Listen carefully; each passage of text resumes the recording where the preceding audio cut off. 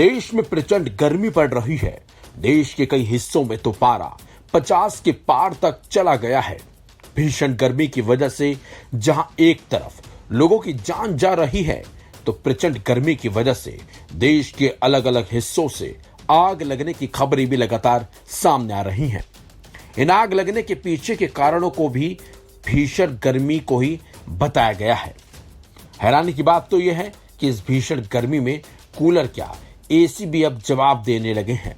हालात ये हो गए हैं कि गर्मी की वजह से एसी में भी आग लगने की लगातार खबरें सामने आ रही हैं। कई जगह तो एसी में आग लगने की वजह से बड़े हादसे तक हो गए। अभी हाल ही में नोएडा के सेक्टर 100 की एक सोसाइटी में एसी में आग लग गई और आग लगने की वजह गर्मी को ही बताया जा रहा है। हैरानी की बात तो यह है कि एसी में आग लगते ही एसी फट गया, जिससे फ्लैट में आग लग गई और पूरी सोसाइटी में अफरा तफरी मच गई।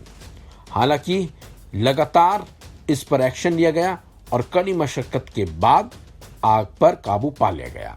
वहीं अब एक ऐसी घटना यूपी के ही मेरठ से सामने आई है, जहां मेडिकल कॉलेज में पहले एसी में आग लगी और फिर देखते ही देखते आग ने विकराल रूप ले लिया।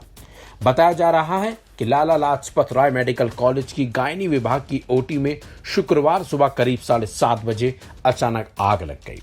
आग लगने से लाखों रुपए के उपकरण जलकर खाक हो गए, जबकि मेडिकल स्टाफ में अफरा तफरी मच गई।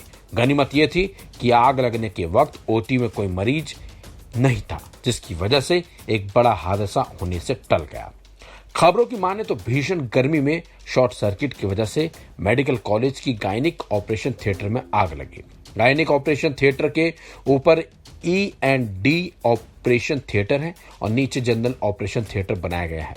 वैसे तो सुबह 9 बजे डॉक्टर के आने के बाद ही ऑपरेशन शुरू होता है, लेकिन घटना के समय ऑपरेशन थिएटर में मरीज और डॉक्टर मौजूद नहीं थे।